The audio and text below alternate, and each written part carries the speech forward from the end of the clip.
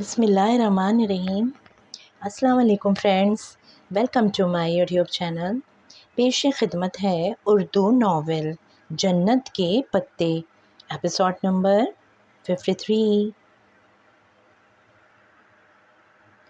اے نبی صلی اللہ علیہ وسلم، آپ کہہ دیں اپنی بیویوں سے اور اپنی بیٹیوں سے اور اہل ایمان کی عورتوں سے کہ وہ اپنے اوپر اپنی چادریں لٹکا لیا کریں تاکہ وہ پہچان لی جائیں اور وہ ستائی نہ جائیں۔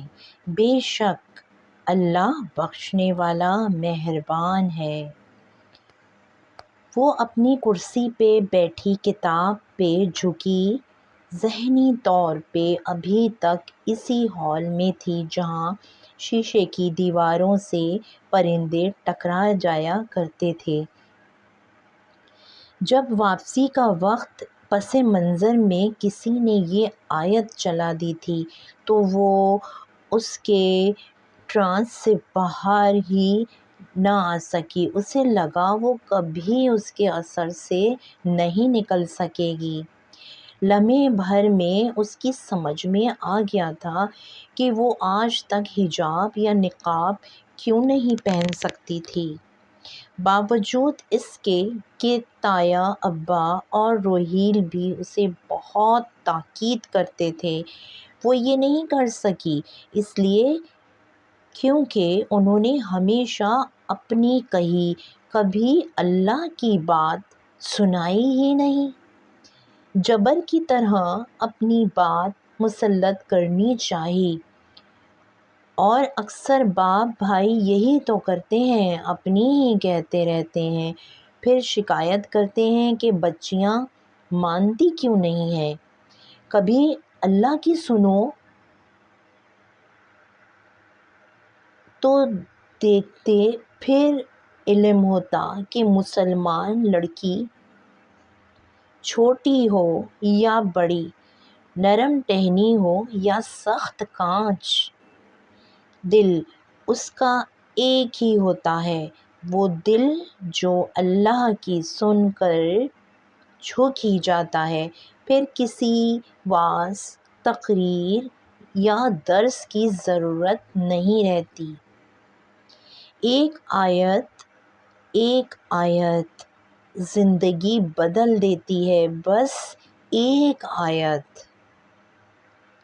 بیوک ادا کے ساحل پہ لہریں پتھروں سے سر پٹک رہی تھیں، ان کا شور اس اونچے سفید قصر عثمانی کے اندر تک سنائی دے رہا تھا۔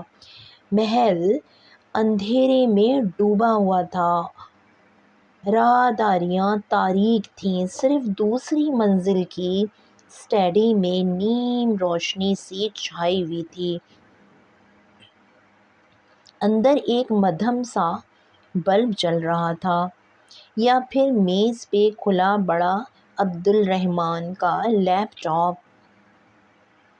البتہ وہ اسکرین کی طرف متوجہ نہیں تھا، اور وہ ریوالونگ چیئر کی پشت پہ سر گرائے سوچتی نگاہوں سے چھت کو دیکھ رہا تھا۔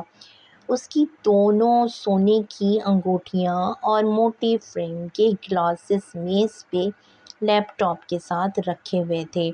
بے خیالی میں اس نے ہاتھ بڑھا کر سگریٹ کی ڈبیا اٹھائی، اسے دیکھا اور پھر ذرا خوف سے واپس میز پہ پھینک دیا۔ اس سگریٹ نوشی سے اسے چھٹکارا لے لینا چاہیے تھا اب تک، بلکہ وہ بھی بہت چیزوں سے۔ اس نے آنکھیں بند کر لیں اور انگلیوں سے کن پٹیوں کو دھیرے دھیرے مسلنے لگا۔ اس کے سر میں کافی دیر سے درد تھا، شاید بہت سوچنے کی وجہ سے اعصابی دباؤ۔ اوہو، اس نے نفی میں سر جھٹکا۔ اس کے اعصاب بہت مضبوط تھے اور وہ کبھی بھی اس قسم کے دباؤ سے نہیں ہار سکتا۔ اس نے خود کو یقین دلایا، ویسے بھی سب کچھ ٹھیک ہو رہا تھا، ہر شے حسب منشا جا رہی تھی۔ جو تاش کے پتوں کا گھر اس نے بنا رکھا تھا وہ اپنے آخری مرحلے میں تھا، کامیابی بہت نزدیک تھی، جو وہ چاہتا تھا سب ویسے ہی ہو رہا تھا، مگر اب اسے زیادہ توانائی اور زیادہ احتیاط کی ضرورت تھی۔ پچھلی دفعہ کھیل آخری مرحلے میں بگڑ گیا تھا، ہر شے دھپ سے اس پہ آ گری تھی، اور وہ بھی اس دوست کے طفیل دوست دھوکہ دے کر اس سے بڑھ کر تکلیف دہ شے کوئی نہیں ہوتی۔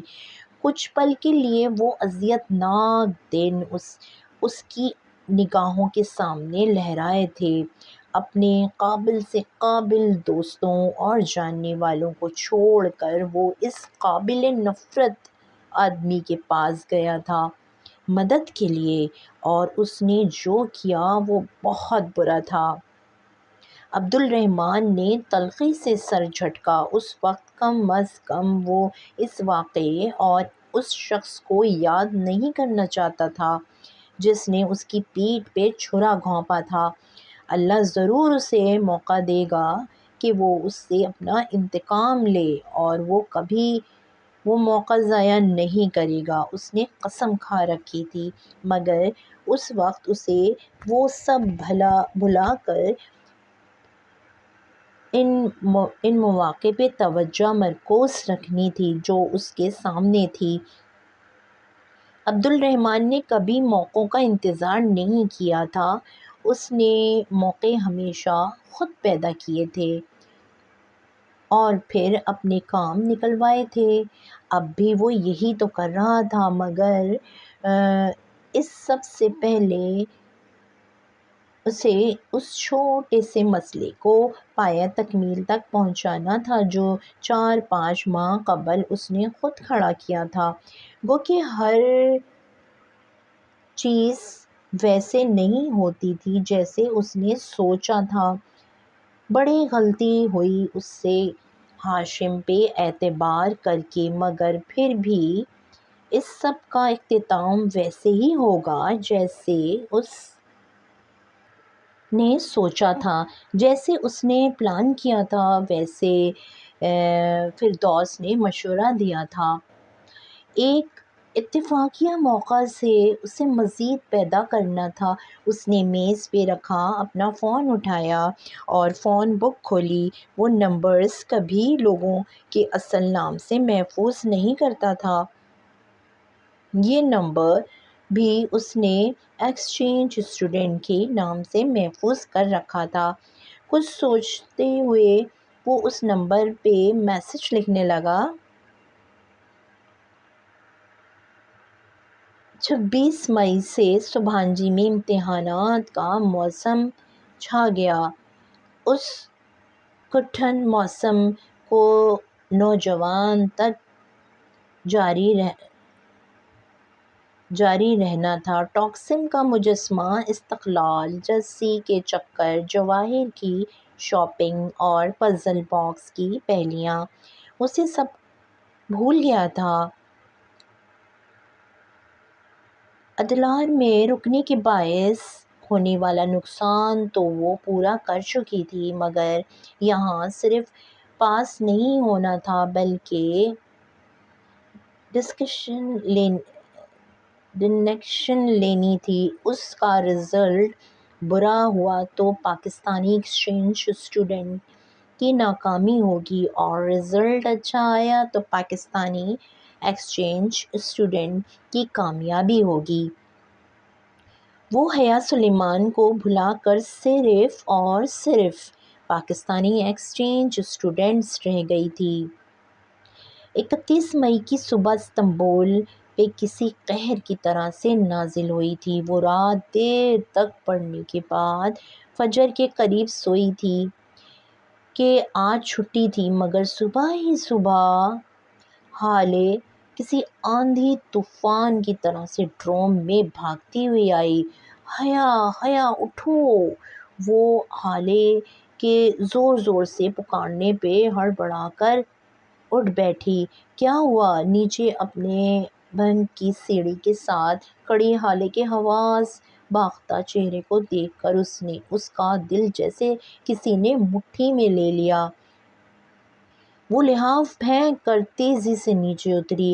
حیا حالے کی آنکھیں چھلکنے کو بے تاب تھیں۔ حیا نے بے اختیار اس کا ہاتھ پکڑے جو سرد ہو رہے تھے۔ حیا فریڈم فلوٹیلا جو غزہ جا رہا تھا اسے روک دیا گیا ہے۔ اسرائیل نے اس پہ اٹیک کر دیا ہے۔ پتہ نہیں کتنے فلسطینی اور ترک مارے جا چکے ہیں۔ اللہ! اس نے بے اختیار دل پہ ہاتھ رکھا۔ مگر وہ ایسا کیسے کر سکتے ہیں؟ ان بحری جہازوں میں تو خوراک تھی، دوائیاں تھیں۔ وہ کہتے ہیں کہ ان میں اسلحہ تھا اور دہشت گرد بھی۔ پھر انہیں پوچھنے والا کون ہے؟ خدایا! معتصم وغیرہ کتنے پریشان ہوں گے۔ ان کے تو دوست بھی تھے مسافر برادر جہاز میں۔ اسے بے اختیار یاد آیا، ہمیں ان کے پاس جانا چاہیے، چلو جلدی کرو۔ اس نے جلدی بال جوڑے میں لپیٹے اور پھر لباس بدل کر اسکارف لپیٹ کر اور نقاب نفاست سے سیٹ کر کے وہ حالے کے ساتھ باہر آ گئی۔ کامن روم کے راستے میں اس نے موبائل چیک کیا تو ادھر رات کے کسی ایک پہر ترک موبائل نمبر سے پیغام آیا ہوا تھا: میرے پاس آپ کے لیے ایک سرپرائز ہے۔ ARP جہنم میں جائے ARP۔ وہ اس وقت اس پریشانی میں ARP کے سرپرائز کے بارے میں کہاں سوچتی۔ کامن روم میں پانچوں فلسطینی لڑکے چپ چاپ بیٹھے تھے۔ میز پہ لیپ ٹاپ کھلے پڑے ہوئے تھے اور موبائل ہاتھوں میں لیے وہ اپ ڈیٹس کے منتظر تھے۔ ان کے چہرے دیکھے تو وہ افسوس کے سارے الفاظ بھول گئی۔ اس کی سمجھ میں ہی نہیں آیا کہ کیا کہے اور حالے خاموشی سے ایک کونے میں بیٹھ گئی۔ I am so sorry Mutasim. اس کے کہنے پہ معتصم نے نظر اٹھا کر اسے دیکھا، ہلکی سی پھیکی مسکراہٹ کے ساتھ سر کو جنبش دی اور دوبارہ اپنے جوتوں کو دیکھنے لگا۔ وہ اس کی تکلیف محسوس کر سکتی تھی، بلکہ نہیں، وہ کیسے محسوس کر سکتی تھی سوائے اس کے کہ وہ خود کو ان کی جگہ پہ رکھے۔ وہ تصور کرے کہ اس نے لمحے بھر کو آنکھیں میچ کر سوچا، اگر خدا نخواستہ اسلام آباد میں جنگ جاری ہو، پورا شہر اپنے گھروں میں محصور ہو، اس کے گھر والے بیمار اور زخمی ہوں اور پھر وہ ادھر ترکی سے ایک فلوٹیلا پہ انہیں دوائیاں اور خوراک بھیجے، مگر وہ فلوٹیلا کراچی کے ساحل پہ روک لیا جائے، اس میں سوار کچھ لوگوں کو مار دیا جائے اور اس کے گھر والے تڑپتے رہیں۔ ہاں، اس نے تکلیف سے آنکھیں کھولیں۔ اب وہ محسوس کر سکتی تھی، جب تک اپنے ملک اور اپنے گھر پہ بات نہ آئے کسی دوسرے کا درد محسوس ہی نہیں ہوتا۔ کامن روم کا دروازہ کھول کر ٹالی اندر داخل ہوئی۔ حیا اور حالے نے ایک نظر اسے دیکھا اور پھر ایک دوسرے کو۔ ٹالی چلتی ہوئی سامنے آئی۔ وہ لڑکوں کو دیکھ رہی تھی مگر ان میں سے کسی نے بھی اس کی طرف نہیں دیکھا۔ معتصم، کیا ہم بات کر سکتے ہیں؟ معتصم اپنے جوتوں کو دیکھتا رہا۔ اس نے جیسے سنا ہی نہیں تھا۔ حسین اور حسین کے قریب صوفے پہ بیٹھی اس کا بیٹھنا گویا کسی کو کرنٹ کا جھٹکا سا لگا۔ حسین تیزی سے اٹھا، ساتھ ہی چاروں لڑکے اٹھے اور وہ سب اکٹھے باہر ہی نکل گئے۔ ٹالی لب کاٹتے ہوئے انہیں جاتے دیکھتی رہ گئی۔ وہ نہیں جانتی تھی کہ وہ دن اس کی اور فلسطینیوں کی مثالی دوستی کا آخری دن تھا۔ ان کے نکلتے ہی دوسری طرف سے لطیف کمرے میں داخل ہوا۔ آہٹ پہ ٹالی اور ان دونوں نے گردن موڑ کر دیکھا۔ لطیف نے جینس پہ سفید ٹی شرٹ پہن رکھی تھی جس پہ کالے مارکر سے نمایاں کر کے لکھا ہوا تھا شیم آن یو اسرائیل۔ ٹالی نے وہ تحریر پڑھی، اس کے چہرے کا رنگ بدل گیا۔ ہالے زیر لب مسکرائی اور حیا کو دیکھا، وہ بھی جواباً مسکرائی۔ ٹالی ٹرسٹ می، یہ صرف لطیف ہاتھ اٹھا کر بہت دھیمے انداز میں اب ٹالی کو سمجھا رہا تھا کہ اس کا یہ تحریر صرف اسرائیلی حکومت اور اسرائیلی فوج کے لیے تھی۔ اسے ٹالی سے کوئی مسئلہ نہیں تھا اور نہ ہی وہ اس سے ناراض تھا۔ ٹالی پھیکی مسکراہٹ کے ساتھ سر ہلاتے ہوئے سمجھنے والے انداز میں سنتی رہی۔ لطیف کیتھولک تھا، ڈچ تھا، وہ یہ سب کہہ سکتا تھا، مگر فلسطینیوں کی بات اور تھی جو انہوں نے کیا۔ ہالے اور حیا کو وہ بالکل درست لگا تھا۔ وہ ماتم کا دن تھا، گو کہ یونیورسٹی میں سارے کام معمول کے مطابق ہو رہے تھے، مگر در و دیوار پہ چھایا سوگ اور اذیت دل کو کاٹتی تھی۔ سمجھ میں نہیں آتا تھا کہ کیا کریں، کس سے انصاف مانگیں۔ ہٹلر کہتا تھا کہ میں چاہتا تو تمام یہودیوں کو مار دیتا، مگر میں تو بہت سوں کو چھوڑ دیا تاکہ دنیا جان سکے کہ میں نے ان کا بھائی بندوں کو کیوں مارا تھا۔ اور اس جیسی دوسری بہت سی کہاوتیں اسٹوڈنٹس اپنی اپنی شرٹس پہ لکھ کر پہنے گھوم رہے تھے۔ وہ اور ہالے بھی سارا دن سناٹے میں ڈوبی راہ داریوں میں بے مقصد چلتی رہی تھیں۔ پاکستان میں اپنے لاؤنج میں بیٹھے ریموٹ پکڑے ٹی وی پہ فریڈم فلوٹیلا کی خبر دیکھنا اور افسوس کر کے چینل بدل دینا اور بات تھی، مگر ترکی میں رہ کر اس ساری اذیت تکلیف کا حصہ بننا دوسری بات تھی۔ وہ اینکر پرسن طلعت حسین کا شو کبھی بھی نہیں دیکھتی تھی، مگر یہ بات کہ وہ بھی ان سینکڑوں لوگوں کے ساتھ قید تھے بہت دل دکھانے والا تھا۔ وہ 6 جہاز تھے، 3 کارگو اور 3 مسافر بردار۔ یہ سب مختلف جگہوں سے آ کر مرمرہ میں ایک مقام پہ اکٹھے ہوئے تھے۔ وہاں سے یہ پورا فلوٹیلا غزہ کی جانب گامزن ہوا تھا تاکہ غزہ کے محصورین کو امداد پہنچا سکے۔ جب فلوٹیلا غزہ کے قریب پہنچا تو اسرائیلی فوج نے جہازوں پر حملہ کر دیا، کتنے ہی لوگ شہید کر دیے اور باقی سب قید۔ دوپہر میں ہالے باہر سبحان جی کے کیفے کے فوارے کے ساتھ کرسیوں پر بیٹھی چارٹس اور پلے کارڈ بنا رہی تھی۔ انہوں نے سنا تھا کہ پورا استنبول سڑکوں پہ نکل آیا ہے۔ سبحان جی شہر میں نہیں بلکہ دور مضافات میں واقع تھی، سو ان کا ارادہ بھی آج جا کر اس احتجاج میں شامل ہونے کا تھا۔ مئی کے آخر کی دھوپ فوارے کے پانی سے ابل رہی تھی۔ وہ کوہنیاں میز پہ ٹکائے سر جھکائے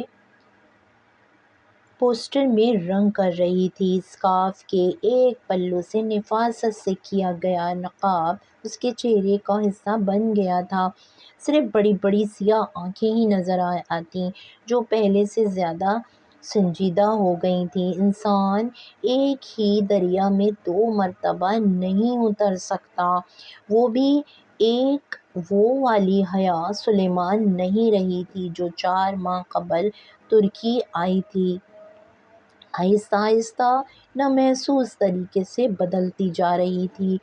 ایک ثانے کو اس کا ذہن صبح آئے پیغام کی جانب بھٹک گیا۔ کون سا سرپرائز؟ کیسا سرپرائز؟ خیر عبد الرحمن کی ہر بات ہی سرپرائز ہوتی تھی۔ اب تو اس نے حیران ہونا بھی ترک کر دیا تھا۔ پلے کارڈز اور پوسٹر لپیٹ کر جب وہ کامن روم میں آئی تو سینڈرا، چیری اور سارا کتابیں گود میں رکھے ٹی وی دیکھ رہی تھیں۔ ہالے میز پہ رکھے اپنے بیگ میں کچھ چیزیں ڈال رہی تھی اور فلسطینی لڑکے بھی افراتفری کے عالم میں آ جا رہے تھے۔ سب کا احتجاج کے لیے استنبول جانا تھا۔ کیا تم لوگ آؤ گے سارا؟ اس نے ٹی وی میں مگن تینوں لڑکوں کو مخاطب کیا۔ نہیں، سارا نے اسکرین پہ نگاہیں جمائے بے نیازی سے شانے اچکائے۔ چیری اور سینڈرا نے تو اسے دیکھا تک نہیں، وہ اسی طرح کھڑی ٹکر ٹکر ان کے چہرے دیکھتی رہی۔ ہالے اور فلسطینیوں کے ساتھ سامان پیک کروانے اور احتجاجی شرٹس پہن کر اس کارواں میں شامل ہونے کے لیے بہت سے ترک اسٹوڈنٹس بھی آ گئے تھے۔ یہ وہ لڑکیاں تھیں جو گرمی سردی ہر موسم میں منی اسکرٹس میں ملبوس ہوتی تھیں، وہ لڑکے جن کا دین مذہب سے کوئی دور دور کا واسطہ بھی نہ تھا۔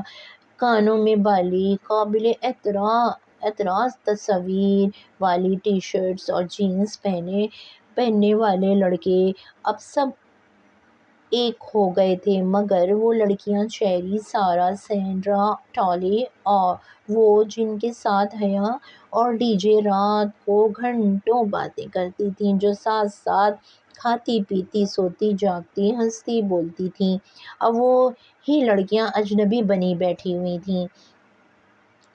یہ لوگ کیوں نہیں چل رہے؟ سب واضح تھا، پھر بھی اس نے الجھن بھرے انداز میں ہالے سے دھیرے سے پوچھا۔ ہالے نے سارا والی بے نیازی سے شانے اچکائے۔ کیونکہ وہ مسلمان نہیں ہیں حیا؟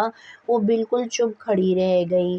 ان 4 ماہ میں انہیں ترک، پاکستانی، فلسطینی، نارویجن، ڈچ، چائنیز، اسرائیلی اور ایسے ہی درجنوں تفریقات میں بانٹا گیا تھا، مگر آج قومیت کے سارے فرق مٹ گئے تھے۔ یہودی، عیسائی، بدھسٹ سب ایک طرف ہو گئے تھے اور مسلمان اسٹوڈنٹس ایک طرف، اور وہ بھی کن سرابوں کے پیچھے دوڑا کرتی تھی، اسے بھی کن لوگوں کا لباس، کن کا رہن سہن اچھا لگا تھا۔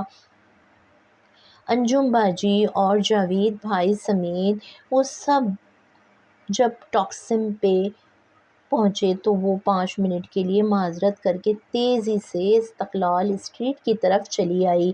اسے جہان کو بھی اپنے ساتھ لینا تھا، جتنے زیادہ مسلمان ہوں اتنا بہتر تھا۔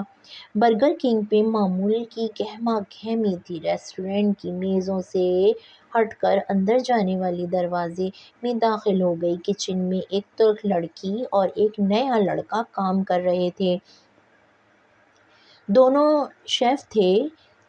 سلام جہان، کہاں ہیں؟ اس نے ارد گرد نگاہیں دوڑاتے ہوئے لڑکے کو مخاطب کیا۔ وہ ابھی تو یہیں تھا، گوشت کاٹ رہا تھا۔ اب شاید لڑکے نے مڑ کر ایک دوسرے دروازے کی طرف دیکھا، شاید ڈریسنگ روم میں ہو یا پھر باتھ روم میں۔ اسی پل ڈریسنگ روم کا دروازہ کھلا۔ حیا نے بے اختیار گردن موڑ کر دیکھا، جہان اندر داخل ہو رہا تھا۔ یوں کہ سر جھکائے وہ آنکھوں کو انگلیوں سے رگڑتا رہا تھا۔ جہان، اس نے پکارا تو جہان نے چونک کر گردن اٹھائی، اس کی آنکھیں بھیگی اور سرخ سی ہو رہی تھیں۔ وہ بمشکل مسکرایا اور سلیب کی طرف آیا۔ السلام علیکم، تم کب آئیں؟ وہ اس سے نظر ملائے بغیر ہی گردن جھکا کر ٹرے سے گوشت کے ٹکڑے اٹھانے لگا۔ ابھی تم ٹھیک ہو؟ وہ بغور اس کا چہرہ دیکھ رہی تھی۔ ہاں، بس پیاز کاٹنے سے آنکھوں میں تھوڑی جلن ہو رہی تھی تو ابھی منہ دھونے گیا تھا۔ اتنی لمبی وضاحت؟ وہ بھی جہان دے۔ اور پیاز؟ اس نے ارد گرد دیکھا، پیاز تو کہیں نہیں تھی۔ تم بتاؤ کیسے آئیں؟ وہ ہم اسٹریٹ پروٹیسٹ کے لیے جا رہے ہیں، فریڈم فلوٹیلا پہ حملے کے خلاف تم چلو گے؟ پروٹیسٹ کیوں؟ ان بحری جہازوں میں اسلحہ نہیں تھا۔ اسلحہ نہیں جہان، ان میں دوا اور خوراک تھی۔ اس نے اچنبھے سے جہان کو دیکھا۔ کیا وہ اتنا بے خبر تھا؟ یہ تو تم کہہ رہی ہو اسلحہ نہ ہوتا تو اسرائیلی کیوں روکتے اسے؟ وہ لاپرواہی سے کہتے ہوئے گوشت کے قطعے کٹا-کٹ کاٹ رہا تھا۔ جہان، کیا تمہیں لگتا ہے کہ ان کو کسی وجہ کی ضرورت ہے؟ یہ ان کی آپس کی جنگ ہے حیا۔ یہ فلسطینی بھی اتنے سیدھے نہیں ہوتے، یہ جہاد وغیرہ کچھ نہیں ہوتا، سب دہشت گردی کی قسمیں ہیں۔ ہو سکتا ہے فلوٹیلا کو واقعی ناجائز روکا گیا ہو، مگر ہمیں فلسطینیوں سے زیادہ بننے کی ضرورت نہیں ہے۔ یہ ہمارا مسئلہ نہیں ہے۔ جہان، یہ کیسے ہمارا مسئلہ نہیں ہے؟ ہمارے ریجن کو ہماری ضرورت ہے۔ ہمارا ریجن ہمارے پیدا ہونے سے پہلے بھی تھا اور ہمارے مرنے کے بعد بھی رہے گا۔ اسے ہماری قطعی ضرورت نہیں۔ اور پلیز تم اس محمد بن قاسم ایرا کے رومانس سے نکل آؤ۔ وہ بہت بیزاری سے گردن جھکائے کام کرتے ہوئے کہہ رہا تھا۔ یہ کیسا جہاد ہے کہ بوڑھے ماں باپ کو چھوڑ کر بندوق اٹھائے نکل پڑو؟ جہاد تو وہ ہوتا ہے جو ایک آدمی اپنے گھر والوں کے لیے مشقت کر کے روزی کماتا ہے، جو میں کرتا ہوں، جو اس ریسٹورینٹ میں میرے ورکرز کرتے ہیں۔ جہنم میں گیا تمہارا ریسٹورینٹ۔ بہرحال میں تم سے متفق نہیں ہوں، اور اگر تم غلط ہو کر اتنے پراعتماد ہو سکتے ہو تو میں صحیح ہو کر پراعتماد کیوں نہیں ہوں؟ وہ تلخی سے کہہ کر پلٹ گئی۔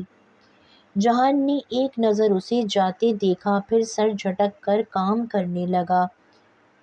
مسلمان اسٹوڈنٹس کا دوسرے ترک باسیوں کے ساتھ اسٹریٹ پروٹیسٹ جاری تھا۔ پلے کارڈز اور بینرز اٹھائے وہ نعرے بلند کرتے آگے بڑھ رہے تھے۔ ایک شخص زور سے پکارتا تھا، ڈاؤن وتھ، تو باقی لوگ ہم آواز ہو کر اسرائیل چلاتے۔ ہر طرف ڈاؤن وتھ اسرائیل کے نعروں کی گونج تھی۔ پاکستان میں ایسے مظاہروں میں عموماً مردوں عورتوں کے درمیان تفریق سی ہوتی تھی، مگر ترکی میں دونوں صف اکٹھے ہی ریلی میں چل رہے تھے۔ یوں بہت بچ بچ کر چلنا پڑتا، لیکن اس کا ذہن ابھی تک جہان میں ہی اٹکا ہوا تھا۔ ہر ایک کے سیاسی تجزیات الگ ہوتے ہیں، سب کو اپنی رائے رکھنے کا حق ہے۔ پھر اسے کیوں بار بار رونا آ رہا تھا، اور وہ کیوں بار بار اپنے آنسو بمشکل روک رہی ہے؟ وہ اسرائیلی ایمبیسی کے قریب بھی نہیں پہنچ سکے۔ معتصم کا وعدہ پورا نہ ہو سکا، مگر ان کا احتجاج شاندار رہا۔ اگلے روز اس کا پیپر تھا۔ وہ بے دلی سے تھوڑا بہت پڑھ کر جلدی سو گئی، اور پھر صبح منہ اندھیرے اٹھ کر کتابیں لیے آ گئی۔ ہر سو نیلا سا اندھیرا چھایا ہوا تھا۔ جون شروع ہو چکا تھا، مگر اس وقت بہت ٹھنڈی ہوا چل رہی تھی۔ گرمی صرف دن میں ہوا کرتی تھی۔ وہ پانی میں پاؤں ڈال کر بیٹھ گئی اور گھٹنوں پہ کتاب رکھ لی۔ ہوا کے باعث شال سر سے پھسل کر گردن کے پشت پہ جا ٹھہری۔ دور دور تک تھی ہوا، دور دور تک کوئی نہ تھا۔ وہ وہاں اکیلی تھی۔ رونا تو اسے رات سے ہی آ رہا تھا، مگر اب اس میں شدت آ گئی تھی۔ وہ سر جھکائے بے آواز آنسو بہاتی ہی رہی۔ گھر، ابا، روہیل سب بہت یاد آ رہے تھے۔ دفعتاً اس کا فون بجا۔ اس نے گھاس پہ رکھا موبائل اٹھایا۔ جہان کالنگ۔ اس وقت خیریت؟ وہ حیران ہو گئی۔ جہان کیا ہوا؟ وہ زکام زدہ آواز میں ذرا پریشانی سے بولی۔ تم جاگ رہی ہو؟ آج تمہارا پیپر ہے نا؟ ہاں، میں جھیل پہ ہوں۔ تم کہاں ہو؟ میں کام سے قریب آیا ہوا تھا، بس تم رکو میں آ رہا ہوں۔ حیا نے موبائل بند کیا اور ہتھیلی کی پشت سے آنسو رگڑے۔ اس نے اپنی پوری زندگی میں اتنا غیر متوقع رویے رکھنے والا شخص نہیں دیکھا تھا۔ ہیلو! چند ہی منٹ بعد وہ اس کے ساتھ آ بیٹھا تھا۔ اس نے دھیرے سے سر اٹھا کر دیکھا۔ جینس اور چاکلیٹ کلر کی ٹی شرٹ میں وہ بہت ہی تر و تازہ لگ رہا تھا۔ تم اتنی صبح کیسے یہاں؟ مجھے قریب میں پہنچنا تھا 7 بجے تک، سوچا جلدی آ جاؤں تاکہ پہلے تم سے مل لوں۔ مجھے لگا تم کل ذرا ناراض ہو گئی تھیں۔ وہ اسی کے انداز میں اکڑوں بیٹھا، اب جھیل کے پانی کو دیکھتے ہوئے کہہ رہا تھا۔ وہ بھی پانی کو دیکھ رہی تھی۔ نہیں، ایسی تو کوئی بات نہیں ہے۔ چند لمحے خاموشی کی نظر ہو گئے۔ حیا، ایک بات کہوں؟ کبھی بھی اپنے قرابت داروں سے ان کی پولیٹیکل ویوز کے باعث ناراض نہیں ہوتے۔ وہ بہت نرمی سے دھیمے انداز میں سمجھا رہا تھا۔ وہ گردن موڑ کر اسے دیکھنے لگی۔ اسے کچھ یاد آیا تھا۔ ہر شخص کے رویے کی کوئی نہ کوئی وجہ ضرور ہوتی ہے۔ اس نے تمہیں کہا تھا نا کہ جب تک آپ کسی دوسرے کی جگہ پہ کھڑے ہو کر نہیں دیکھتے، آپ کی سمجھ میں پوری بات نہیں آ سکتی۔ ہر کہانی کی ایک دوسری سائڈ ضرور ہوتی ہے۔ اس نے چہرہ موڑ کر حیا کو دیکھا۔ اب بتاؤ، کیوں رو رہی تھیں؟ یوں ہی۔ وہ فوراً نگاہ چرا کر پانی کو دیکھنے لگی۔ بس گھر یاد آ رہا تھا۔ صبر کر لو، انسان کو ہمیشہ اتنی ہی تکلیف ملتی ہے جتنی وہ سہ سکے، اور اگر وہ نہ سہنا چاہے، آخر کیوں انسان کو سہنا پڑتا ہے؟ سب کچھ زندگی آسان کیوں نہیں ہوتی جہان؟ اس کی آنکھیں بھر سی گئیں، بھیگ گئیں۔ وہ ابھی تک پانی کو دیکھ رہی تھی، جو چمک رہا تھا جیسے نیلے آسمان پہ چاندی کے تھال کی طرح کہ چاند سے قطرہ قطرہ چاندی پگھل کر جھیل کی سطح پہ گر رہی ہو۔ ابھی تمہاری اسٹوڈنٹ لائف ہے، اسے جتنا انجوائے کر سکتی ہو کرو، کیونکہ اس کے بعد زندگی اپنا نقاب اتار پھینکتی ہے اور چیزیں بہت مشکل ہو جاتی ہیں۔ میرے ساتھ بھی تمہاری زندگی مشکل ہو جائے گی۔ تم کرو گی مجھ سے شادی؟ لمحے بھر کو چاندی کی تہ جھیل کی سطح سے پھیل کر سارے سبزہ زار پہ چڑھتی چلی گئی۔ وہ ہر شے کو چاندی بنا گئی اور دونوں بھی چاندی کے مجسمے بنے رہ گئے، چمکتے ہوئے سلور مجسمے۔ ہماری شادی ہو نہیں چکی، وہ تو ہمارے بڑوں نے کی تھی، اب فیصلہ ہمارے ہاتھ میں ہے۔ تم مجھے جانتی ہو، میں کوئی ہر وقت ہنستا مسکراتا آدمی نہیں ہوں۔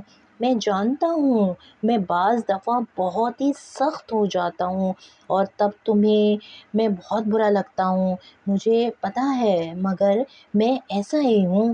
کیا تم میرے ساتھ ساری زندگی رہ سکتی ہو؟ وہ بہت سنجیدگی سے پوچھ رہا تھا۔ حیا نے دھیرے سے شانے اچکائے۔ استنبول میں ہر حالات میں رہنے کے لیے تیار ہوں میں۔ اللہ نہ کرے جو ہم یہاں رہیں۔ وہ ایک بالکل غیر ارادی طور پہ چونک کر بولا۔ چاندی کے دوسرے مجسمے نے حیرت سے اسے دیکھا۔ کیوں؟ یوں ہی کہہ رہا تھا۔ پہلے مجسمے نے گردن موڑ لی۔ تمہیں پھپھو نے کب بتایا کہ وہ بات ادھوری چھوٹ گئی؟ وہ کیوں بتائیں؟ میں اس وقت 8 سال کا تھا، اور 8 سال کے بچے کا حافظہ اچھا خاصا ہوتا ہے۔ مجھے ہمیشہ سے پتہ تھا۔ میں سمجھی تھی کہ تمہیں نہیں پتہ۔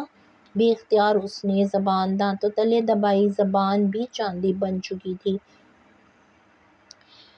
تمہیں کیا لگتا ہے میں ہر کسی سے معذرت کرنے آ جاتا ہوں یا ہر لڑکی کو ڈنر کے لیے لے جاتا ہوں؟ وہ ذرا خفگی سے اس سے معذرت کا حوالہ دینے لگا۔ جب اس نے اس کا جنجر بریڈ ہاؤس توڑا تھا۔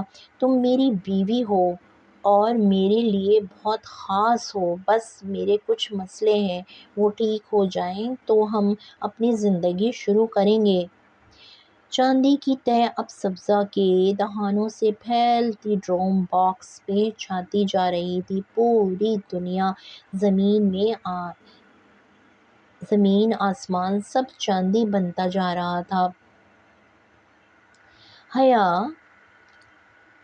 ہمارے بہت مسئلے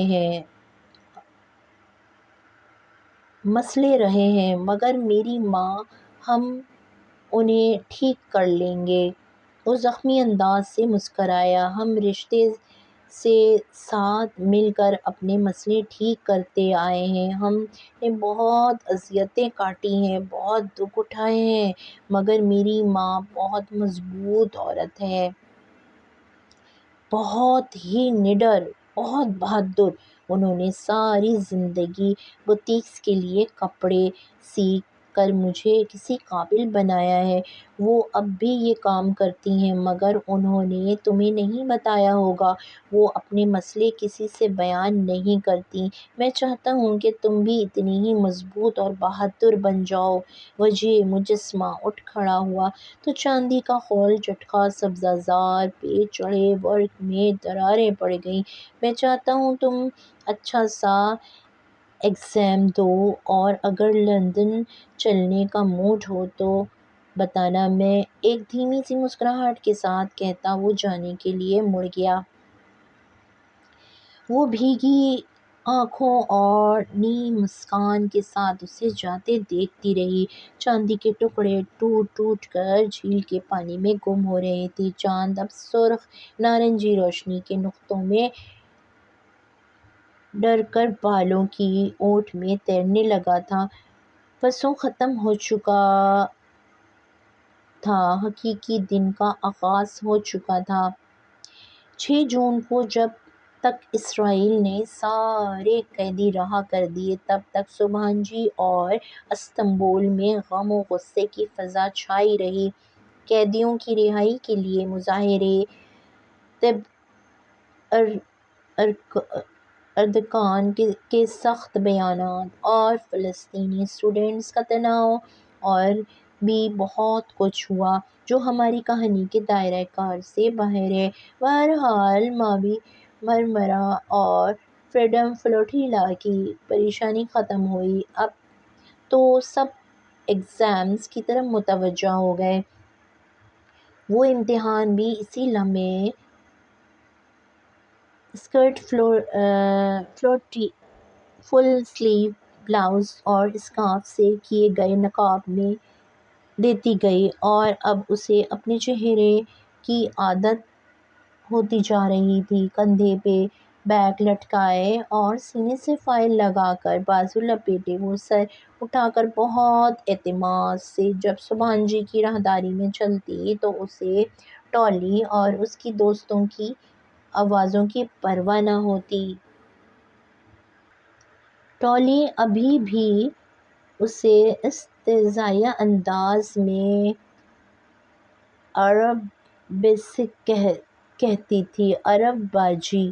یہ اردو والا باجی ہی تھا کہ ترکوں کا سی جیم کی آواز سے پڑھا جاتا تھا۔ البتہ ٹولی اور فلسطینی لڑکوں کے درمیان فریڈم فلوٹیلا کی کھینچی گئی لکیر ہنوز قائم تھی، گو کہ ڈی جے اپنی دلی خواہش کی تکمیل دیکھنے کے لیے زندہ نہیں تھی۔ 9 جون کو امتحان ختم ہوئے تو الوداعی دعوتوں کا آغاز ہو گیا۔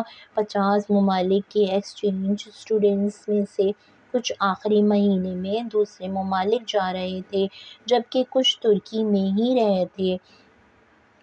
وہ عائشہ کے پاس بیوقدہ جانا چاہتی تھی، مگر وہاں عبد الرحمن تھا اور ابھی کافی تو اسے یاد ہوگی، وہ بدلہ بھی لے گا، مگر اسے پرواہ نہیں تھی۔ بس چند دن ہیں، پھر وہ پاکستان چلی جائے گی، تو وہاں عبد الرحمن ہوگا نہ آواز کسنے والے ٹولی، وہاں اس کے حجاب کی عزت ہوگی۔ پہلی دفعہ اسے تایا فرقان کے نظریات برے نہیں لگے تھے، وہ ٹھیک ہی ارم پہ روک ٹوک کرتے تھے۔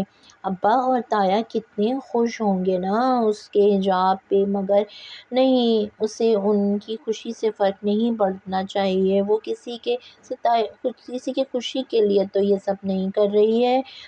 خوشی کے لیے اگر کوئی حجاب لے تو جلدی چھوڑ دے، کیونکہ یہ وہ کام ہے جس میں ریا ہو ہی نہیں سکتی۔ عائشہ نے اس کی بات پہ ہنس کر کہا تھا۔ وہ اتنے دنوں بعد آج بیوقت آئی تھی اور اب وہ دونوں ساحل کے کنارے ایک اوپن ایئر کیفے میں بیٹھی ہوئی تھیں۔ اس سے قبل وہ ان دونوں بہنوں کے ساتھ حلیمہ آنٹی کی طرف بھی ہو آئی تھیں۔ آنٹی عثمان انکل اور سفیر کے ساتھ کہیں نکل رہی تھیں، بس دروازے پہ ہی کھڑے کھڑے سلام و دعا ہو سکی۔ عثمان انکل ویسے ہی تھے، بھاری بھرکم اور خوش مزاج۔ ڈی جے کا افسوس کرنے لگے تو عادتاً بولتے ہی چلے گئے اور بہارِ گل برے برے منہ بنا کر سنے گئی۔ ایک وہی تھی جو اپنے تاثرات نہیں چھپایا کرتی تھی۔ سفیر سے البتہ بہارِ اور عائشہ دونوں بور نہیں ہوتی تھیں، وہ اکثر اس کا ذکر کرتی تھیں، اور اب حیا کی سفیر سے سرسری سی ملاقات بھی ہو گئی تھی۔ وہ 23-24 برس کا خوش مزاج سا لڑکا تھا، جیسا کہ یورپ میں مقیم پاکستانی لڑکے ہوتے ہیں۔ اس کی شادی اس کے والدین پاکستان میں زبردستی کرنے کے خواہاں تھے، اور یہ قصہ بہارِ نے اتنی دفعہ دہرا چکی تھی کہ وہ حیا کے لیے اہمیت کھو چکا تھا۔ وہ دونوں باپ بیٹا ہوٹل گرینڈ میں کام کرتے تھے، اور اس 10 منٹ کی ملاقات میں بھی چند ایک بار سفیر کے لبوں سے عبد الرحمن بھائی ضرور نکلا تھا۔ وہی ستائش، فخر سے نام لینے کا انداز جو ان دونوں بہنوں کا بھی خاصا تھا۔ پتہ نہیں ان سب کو عبد الرحمن میں کیا نظر آتا تھا۔ جانے سے قبل اس نے ایک دفعہ سوچا کہ عثمان شبیر سے پوچھ لے کہ جہاز میں انہوں نے اگلی نشست پہ بیٹھی ترک عورت کو کیا کہا تھا کہ وہ خفگی سے واپس مڑ گئی تھی، مگر پھر اس نے جانے دیا، بعض باتیں ادھوری رہیں تو بہتر ہوتا ہے، اور ریاکاری کی ایک پہچان ہوتی ہے حیا۔ عائشہ کہہ رہی تھی، بعض دفعہ بندے کو خود بھی علم نہیں ہوتا کہ وہ دکھاوا کر رہا ہے، مگر ایسے کام کی پہچان یہ ہوتی ہے کہ اللہ اس پہ کبھی ثابت قدمی عطا نہیں کرتا۔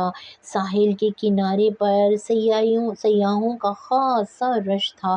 بیوقدہ استنبول والوں کا بری تھا۔ موسم گرما شروع ہوتے ہی سیاحوں کا رش لگ جاتا تھا۔ بھورے سرمئی پردوں والے سمندری بگلے بھی ساحل کی پٹی کے ساتھ ساتھ اڑ رہے تھے۔